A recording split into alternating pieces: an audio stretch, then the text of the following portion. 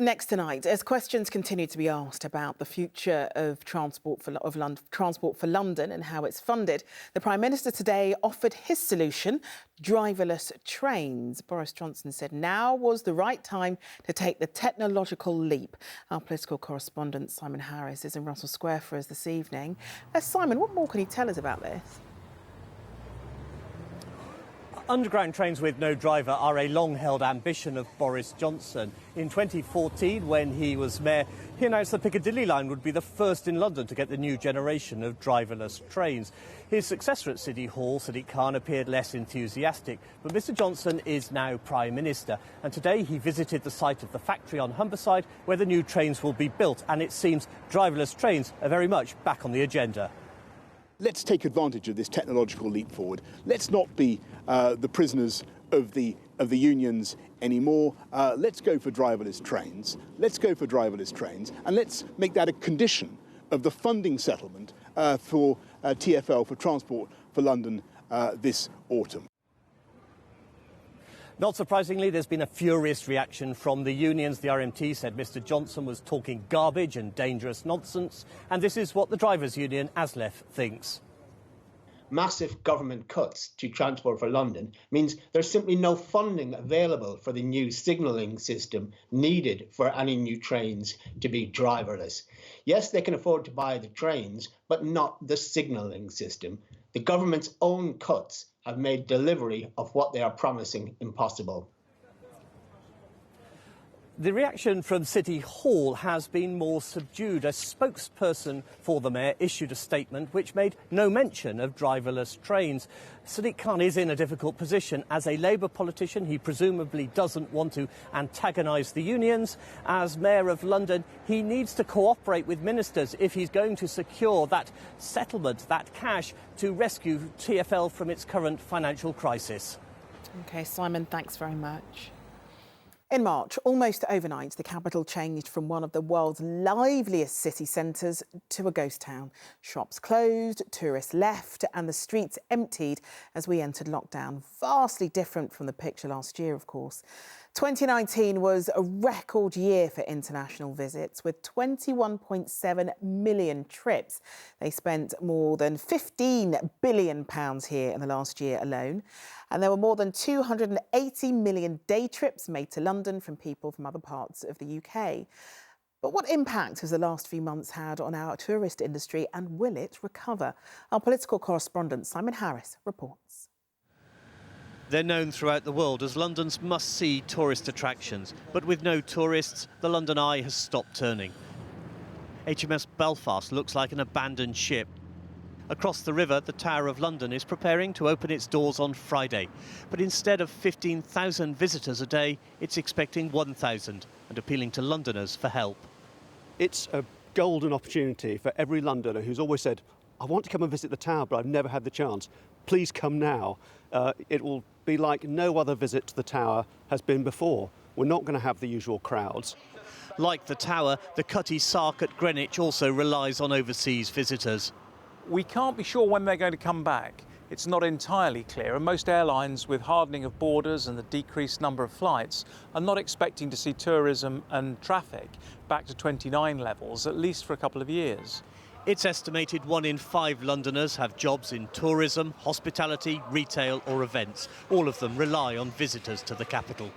We're expecting this year to see the spend of international tourists down over 60%. That's obviously a really significant loss for the industries in London and the businesses that depend on international tourists. Small businesses like Jack the Ripper Tours are having to readjust. Before the virus, one organiser regularly had groups of 50 tourists at a time walking the streets of Whitechapel. Now he'll limit the tours to just 10 people.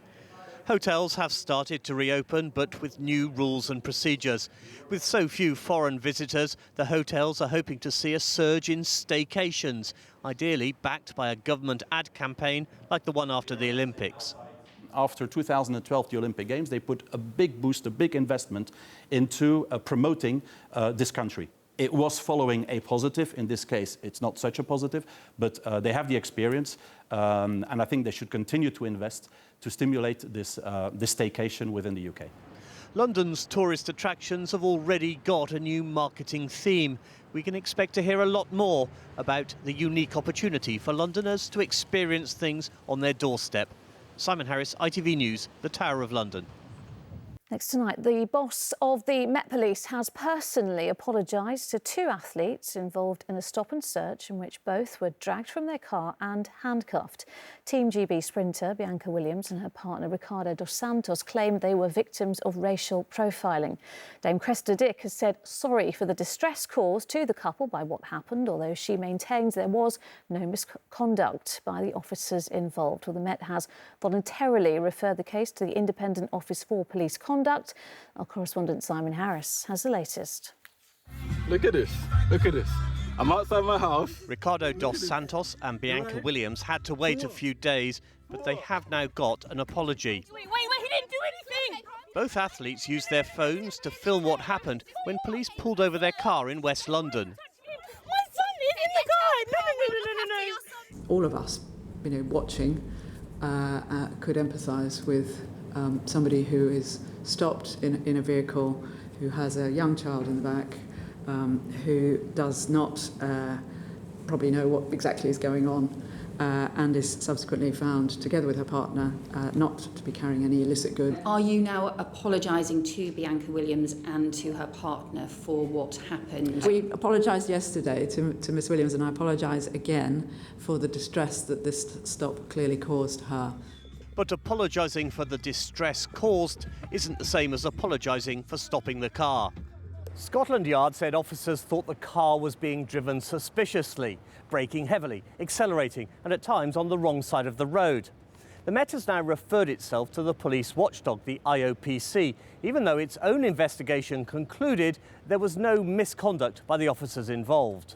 The complaints work that the IOPC will do will show that there were good grounds for the officers to stop that vehicle, and they didn't know who was in that vehicle at the time that they stopped it. Do you accept that one of the reasons that has resonated with communities is it's such a common occurrence? You're a black man, you're driving a nice car, and the chances of you being stopped because the police often think you're a drug dealer, violent criminal, are so much higher. I don't believe that is what is happening now.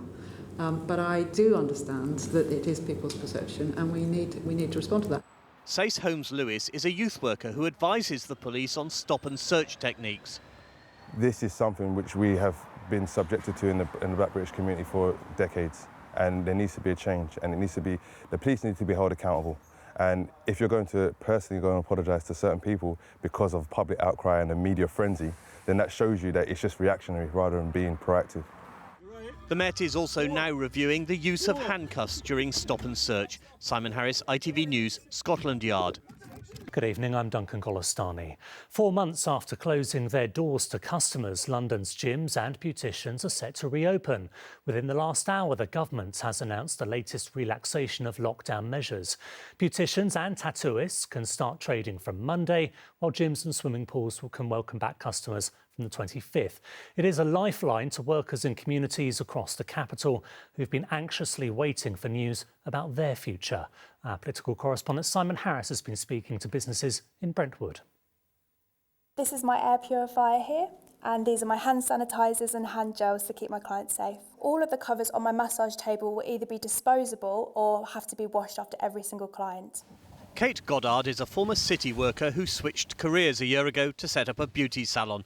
It wasn't great timing, and she became increasingly frustrated by the government's refusal to let her reopen.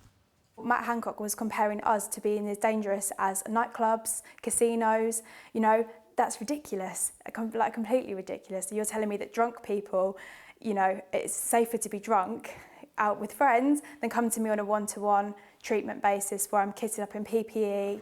Kate's salon is in Brentwood, the unofficial glamour capital of Essex, thanks to the reality TV series Towie, which put the town on the map. Nail bars and beauty salons are part of the ecosystem of a high street like this. Clients getting a makeover will often go on to spend money in other shops while they're here.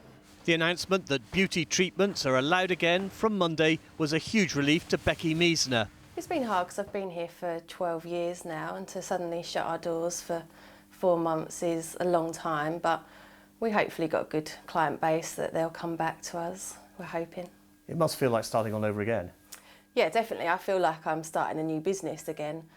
And there was good news too for that other sector dedicated to the body beautiful, the gym. From Saturday the 25th, people will no longer have to work out in their park or on their living room floor. They'll be able to get back into their gyms, their indoor swimming pools, their leisure centres and jump on that spin bike or treadmill for the first time in months. At one gym in Brentwood, they shared the frustration at seeing other less healthy activities get the green light. But after today's announcement, that's history. When we open, the frustrations, the anger, also the anxiety of it will all just be gone. I generally do. I think it will be so good that it will just, none of that will even matter anymore. For those who want to get back in shape, the long wait is almost over. But showing off all that effort in nightclubs is still banned. Their doors are firmly closed. Simon Harris, ITV News, Brentwood. Well, Simon is with me now. So, Simon, some good news at least today. Yes, from Saturday you can go for a swim in an outdoor pool or play cricket. From Monday you can get a tattoo or a fake tan. But you'll have to wait another 2 weeks before you can go for a swim in an indoor pool. They'll open on the 25th of July, the same day as the gyms do, and they won't be gyms as we know them. Far fewer people will be allowed in at any one time. Classes will be a lot smaller. The Culture Secretary, Oliver Dowden, used an interesting phrase today. He said it was time to get the nation match fit to fight the disease. He also said the London Symphony Orchestra would be taking part in a scientific experiment to examine what effect wind and brass instruments have on the transmission of the disease in indoor concert arenas. So some hope that indoor performances could be coming soon. Yeah, another area waiting for news. Simon, thank you very much. Well, one of the impacts of COVID on our transport system has been new rules on face masks. Despite government guidance, there's some confusion about where and when people should cover up. Today, the Mayor wrote to the Prime Minister to ask him to make masks mandatory in all public places. Our political correspondent Simon Harris has been looking into what passengers should be doing. Londoners have had almost a month to get used to the new way of travelling, but some, it seems, still haven't got the message, which is why enforcement teams from Transport for London were out at bus stops this week to give passengers a gentle reminder to cover up and hand out free masks to anyone without one. I think the majority of people understand the need of it. The one thing that we found this morning is that some people are actually wearing them just below. It's really important that actually your face covering covers both your mouth and your nose. Face masks are meant to be reassuring, but that doesn't mean everyone finds them comfortable. You find it difficult to breathe, but just for your own safety, so it's recommended, it's good. It feels safer and more responsible, and it makes sense to wear it. Sometimes when it's hot, you can't breathe, yeah. The government initially resisted calls for mandatory face covering on buses and trains, but last month introduced emergency legislation. The regulations make it clear face coverings must be worn by passengers boarding or on board public transport. But what about on a station platform or concourse? You must wear a face covering while at stations and travelling on public transport. This station announcement of Victoria seems to answer the question, and many passengers were covered up. But strictly speaking, the law only applies on the train, not in the station. Confusingly, Transport for London has a different set of rules, saying you must wear a face covering when in our bus and rail stations, on our platforms, Emirates airline terminals and river piers. The more we wear face coverings, the less likely it is we're going to pass on the virus. Around the world, most major cities and most countries have it mandatory in confined spaces indoors. We should follow suit. Passengers who fail to wear a mask or face covering on public transport can now be given a £100 fine. Simon Harris, ITV News, Victoria.